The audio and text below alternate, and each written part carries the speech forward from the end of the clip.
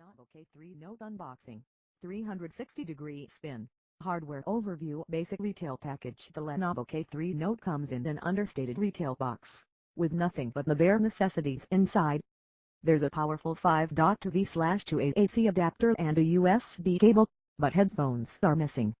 There are, however, bundles, which include a headset for a small increase in price. Lenovo K3 Note 360-degree spin. The Lenovo K3 Note measures 152.6 x 76.2 x 8.0 mm and its dimensions are nearly identical to those of the Meizu M2 Note and the Xiaomi Redmi 2. Weighing in at 150 g, the Lenovo phablet is a gram heavier than the M2 Note, but 10 g lighter than the Redmi 2, and the Xiaomi Model X feel tangibly heavier. Outside of the budget segment 5.5-inch devices, 150 g is the low point.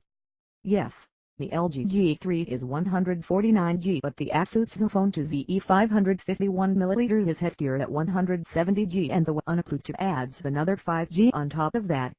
The brand new Motorola Moto X Play tips the scale at 169 g. Hardware overview. A plastic-built smartphone with a removable back cover is something hard to find in the upper market segment. The LG G4 would beg to differ, but around the $150 price point of the Lenovo K3 Note it's the norm. It's quite well put together and feels sturdy, though there's the occasional creak coming out of it, should you test its twisting stiffness. It's also somewhat light for its dimensions and gives out a minor hollow vibe. Lenovo K3 Note. The bright yellow paint job is certainly the head-turner, but you can also opt for the more inconspicuous white one, or the entirely unremarkable black version. We'd stick with laser yellow, as it gives character to an otherwise run-of-the-mill device. The cover itself is easy to remove, without being prone to falling off on its own. Also, spare covers are available online for less than $5, and, being a hugely popular model, the K3 Note enjoys a wide variety of aftermarket accessory cases and backs, so you can spice things up to your heart's content. There's plenty of stuff on the back, most notably the camera module in the top left corner.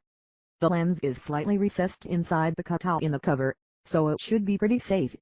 Lenovo hasn't unnecessarily enlarged the front element of the lens, as it's all too common, and the camera only takes up as much space as required. Right below the camera is the dual LED flash. On the right is the pinhole for the secondary mic, joined by the loudspeaker, which is in a somewhat unusual position.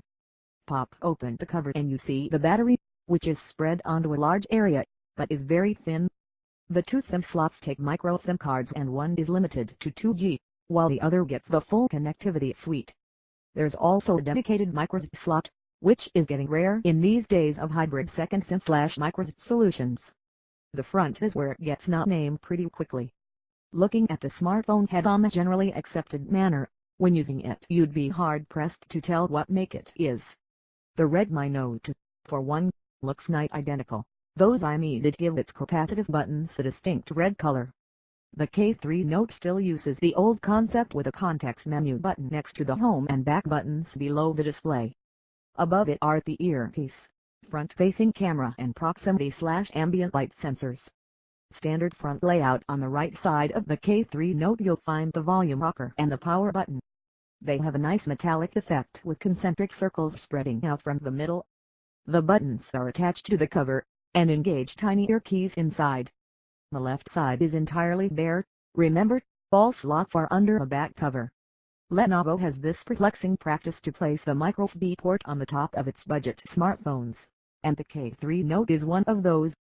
With the battery contacts in the top half of the device, it makes sense to keep the wiring shorter, but it's just plain unnatural. The 3.5mm headphone jack is here too. With the microSD port up top, the bottom is only home to the primary mic. In hand, the Lenovo K3 Note feels lighter than you'd think, and the back has just enough texture for a secure grip. The buttons are where you'd expect them to be, within easy reach of your right thumb. Lefties will find them equally well positioned for index finger operation.